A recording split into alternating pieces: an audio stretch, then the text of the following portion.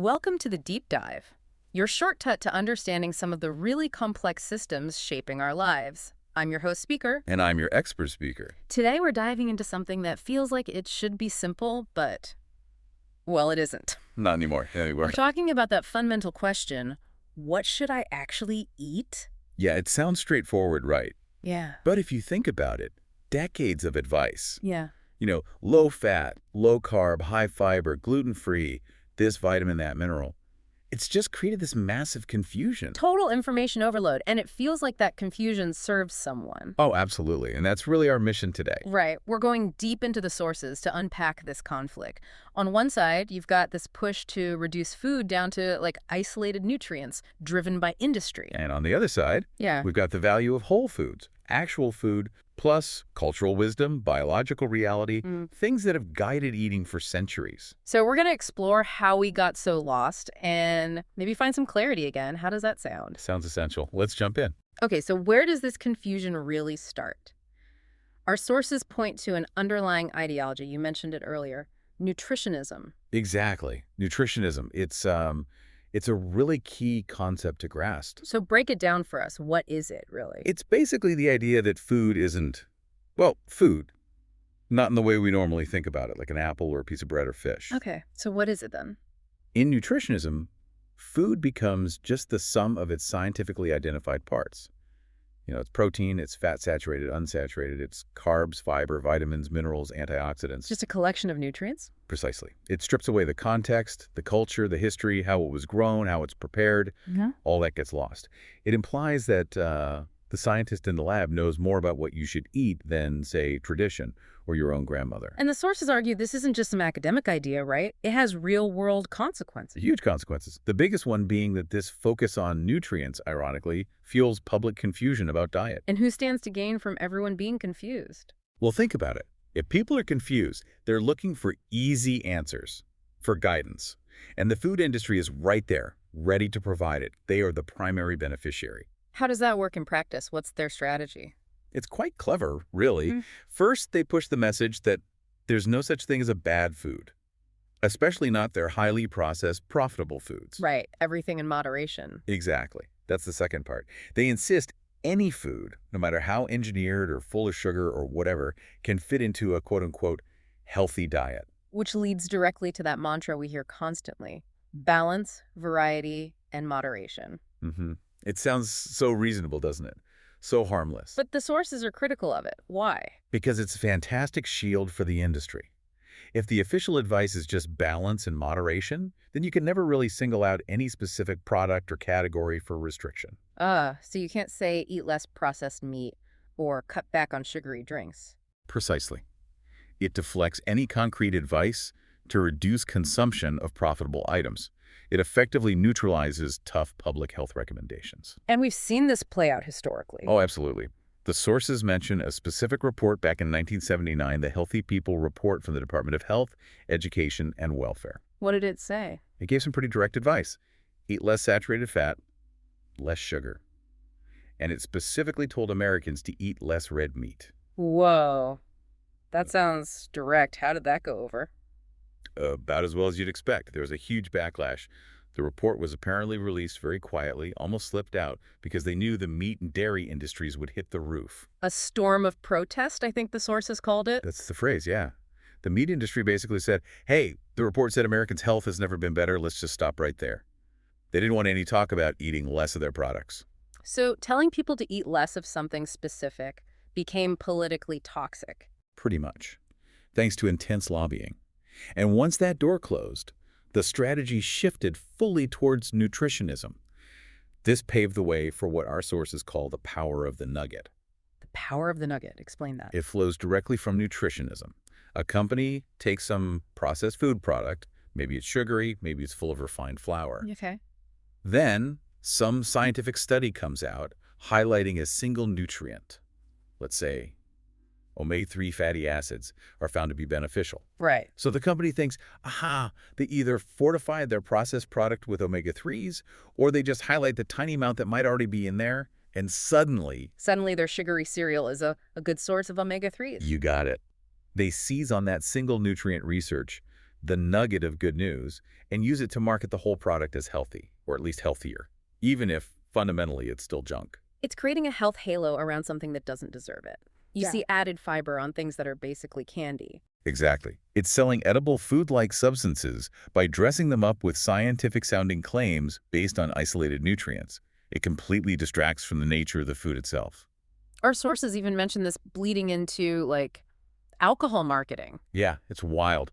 Hard liquor companies were apparently looking into adding things like ginkgo or ginseng to their drinks. To make cocktails seem healthy. Essentially, targeting young people with the idea that, hey, this vodka has herbs, it must be better for you. It's the same logic. Neutralize the bad by adding a tiny bit of scientifically approved good. So it's a reductionist strategy. Break food down, find a good bit, add it back to the processed stuff, and sell it based on that one nutrient. Forget the whole food. That's the game. And it leaves consumers, completely confused and reaching for these engineered products. Which is why, for this deep dive, we need to keep pulling back to the bigger picture. Prioritizing real food, recognizable food. Over the engineered stuff. Absolutely. Okay, so if industry benefits from confusion and uses nutritionism to market processed foods, how do they make sure we actually eat so much of this stuff? It's not just about buying it. Right. It really comes down to the formulation. The financial imperative is crystal clear. Maximize profit. And how do you do that with food? You make people want to eat more of it more often. You engineer it for consumption. You engineer for consumption. And they knew the risks involved.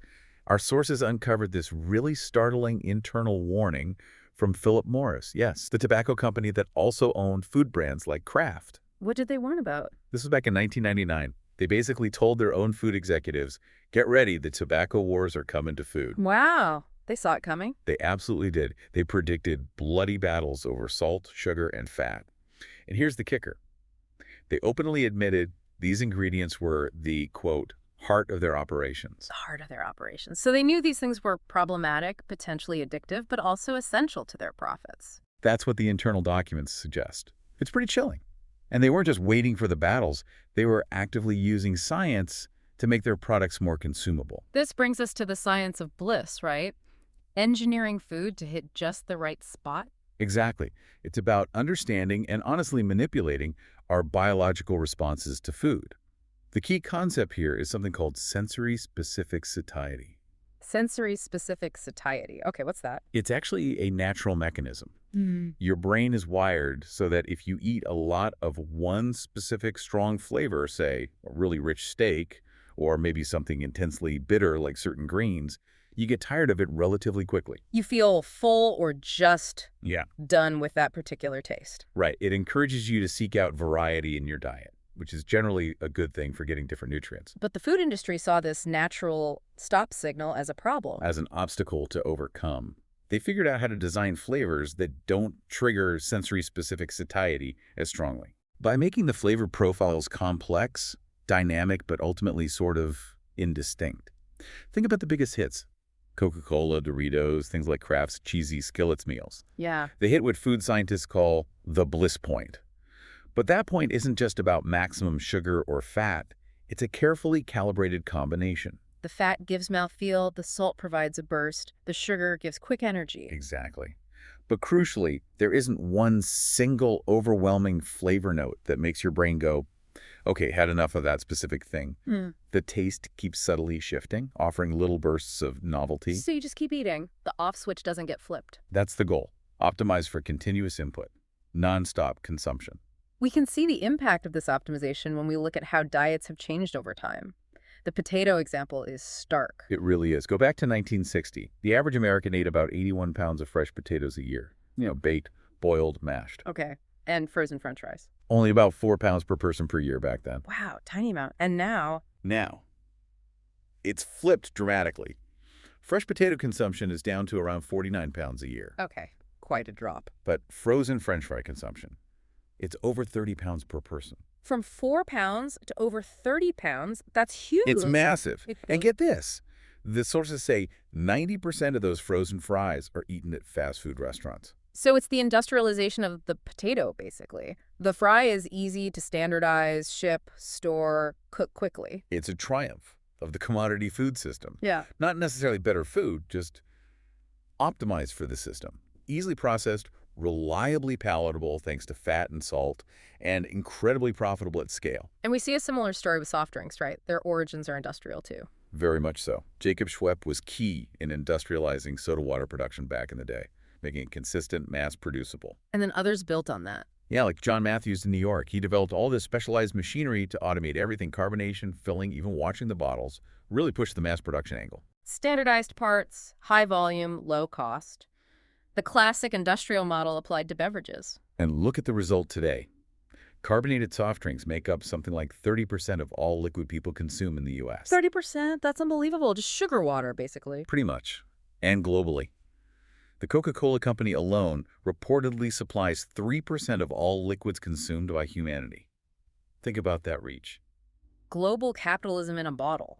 It's only possible with that kind of cheap, standardized, hyper-palatable product. A product designed not to satisfy thirst or hunger in a lasting way, but to encourage more consumption. And this conditioning, this taste engineering, it starts really, really young. Disturbingly young.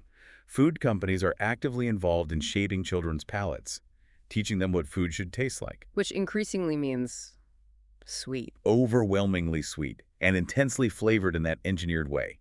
The bliss point for sugar is heavily influenced by those first exposures. They're setting the baseline for future preferences. And they use some pretty overt methods, according to the sources, like those counting books. Oh yeah, that example is wild. Children's counting books that actually require you to buy specific brands of candy, cookies, sugary cereals, think Cheerios, Oreos to do the exercises. So the kid isn't just counting pictures, they're counting actual Oreos. That they then get to eat as a reward. The book often comes with coupons for the products too. It completely bypasses any health message a parent might try to give. It makes these junk foods seem necessary, educational even. Teachers apparently endorse them sometimes, saying the kids love them because they get to eat the counting objects. The reward is the product itself. It's insidious brand building from infancy. And it gets even more institutionalized with things like pouring rights contracts in schools. Right. This is where big soda companies pay school districts, sometimes huge sums of money. For the exclusive right to sell only their brands of drinks on school property, vending machines, cafeterias. Exactly. And the sources point out the huge problem here. It puts these high-profit, nutritionally poor drinks in direct competition with healthier school meal programs, which are often federally subsidized. So the school needs the money from the soda contract, which then undermines its own efforts to provide healthy meals. It creates a terrible conflict of interest.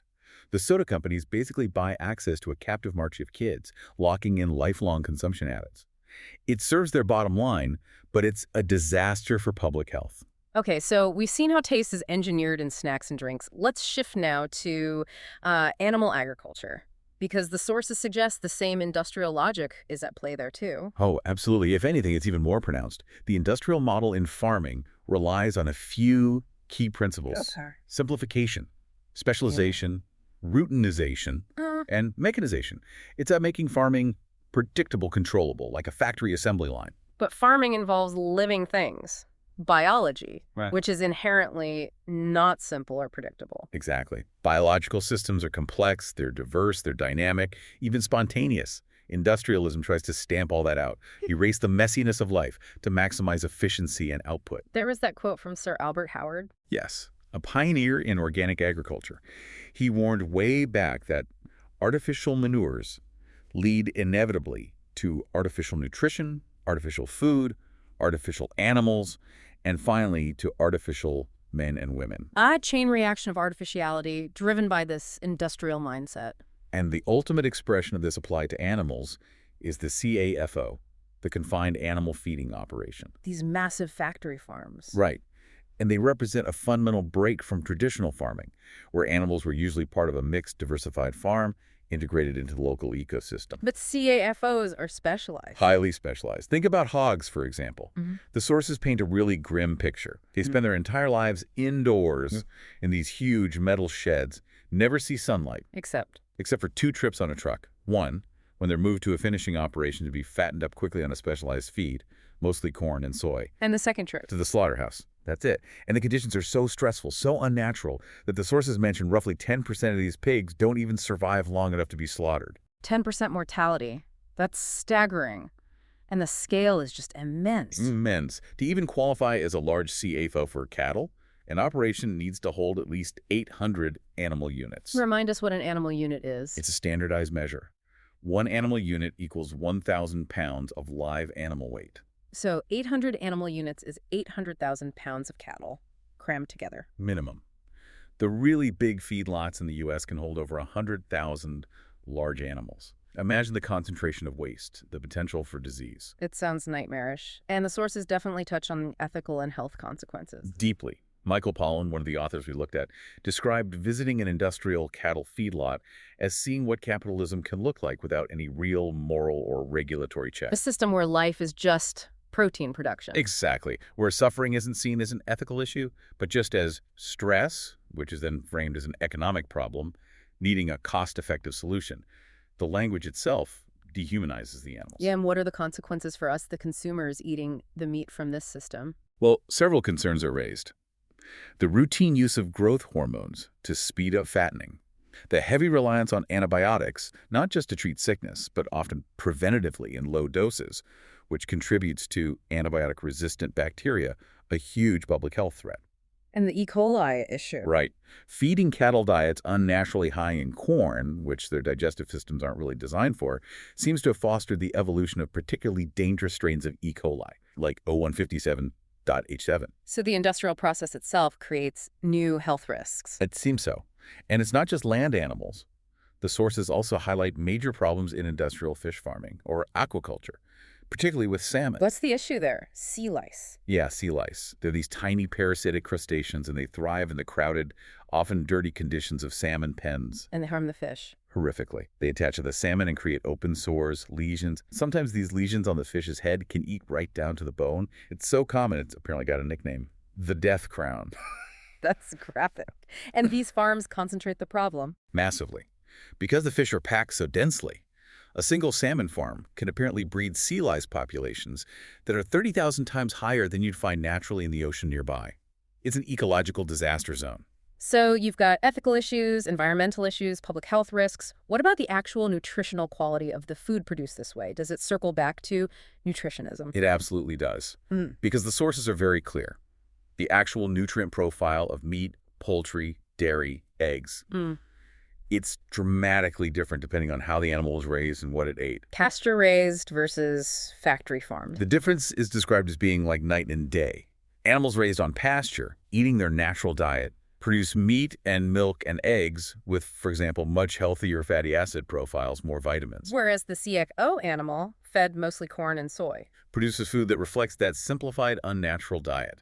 It might hit the target for protein, but the quality of the nutrients, the complexity, the bioavailability, it's often compromised. So the industrial system, chasing efficiency and using simplified inputs, actually degrades the nutritional value of the food. That's the argument, Oh. which then, ironically, sends people back to the store looking for supplements, maybe omega-3 pills, to get the nutrients that were lost because of the industrial process in the first place. It's a vicious cycle driven by that reductionist industrial mindset. Okay, so we've painted a pretty bleak picture of the industrial food system, how it thrives on confusion, engineers food for overconsumption, and applies factory logic to living beings with some really damaging consequences. Right. It's built on reductionism, simplification. Exactly. So now, let's pivot. How do we push back? How do we reclaim our plates? The sources suggest the answer lies in moving away from that reductionist science and embracing complexity, culture, and ecology. This is where we really challenge nutritionism head-on. Absolutely. Because the evidence keeps showing that looking at single nutrients just doesn't work that well. You can't isolate, say, vitamin C or fiber from a traditional Mediterranean diet and expect to get the same health benefits as eating the whole diet. The whole pattern matters. The synergy between foods, how they're prepared. Right. The whole is greater than the sum of its parts. Focusing only on the parts, the fats, the carbs, the vitamins, misses the bigger picture of what actually makes a dietary pattern healthy. It helps explain paradoxes like the whole war on fat. Definitely. The sources point out that compared to the early 1900s, Americans today actually eat about 27% more fat overall. Wait, more? Even after decades of low-fat advice, how did that happen? Because we swapped out traditional fats. Butter, lard, fats naturally present in whole foods for industrial fats. highly processed vegetable oils, trans fats, and processed foods. We demonized fat, but the industry just replaced it with other, often worse, things like refined carbs and sugar to maintain palatability. So the type of fat and the food source it came from changed, even if total fat intake went up, and nutritionism blinded us to that nuance. Pretty much. We were chasing nutrient numbers instead of eating actual food. So the solution starts with reconnecting to, well, real food and its origins, which means looking at farming differently. Yes. Moving towards what's often called ecological or regenerative agriculture. This approach embraces the very things industrialism tries to eliminate: complexity, diversity, biological dynamism. Instead of vast fields of just corn or soy. You see farmers using complex crop rotations, planting cover crops to protect and nourish the soil, integrating animals back onto the land, minimizing tilling. Practices that build soil health, sequester carbon, support biodiversity. They're trying to work with nature's complexity, not against it. Creating systems that regenerate the land, not just extract from it. That's the goal. But these farmers face huge economic pressures. Because the current system doesn't reward those practices. Largely no. As one farmer put it, society might say it values sustainability, but the market heavily favors the cheap, high-volume output of the industrial system, which is heavily subsidized. If consumers don't pay a premium for food grown regeneratively, or if policies don't actively support it, those farmers struggle to survive financially. So it requires systemic change, not just individual farmer choices. Definitely. And that links to another key idea. Food isn't just about nutrients or economics. It's about culture. Identity. The concept of cultural food security. Right. The sources use the example of Latinx migrant farm workers in Vermont. For them, feeling food secure wasn't just about having enough calories or enough money to buy food. It was about access to specific foods. Foods with deep cultural meaning.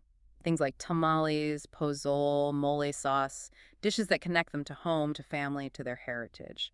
Having the ability to grow even small amounts of their own culturally significant foods gave them a sense of pride, of sovereignty, that just buying generic calories couldn't provide. That connection, that meaning, gets lost when food becomes purely scientific, purely about nutrients. It absolutely does. And think about how we even measure food traditionally versus now. The example of old recipes. Yeah, it's beautiful.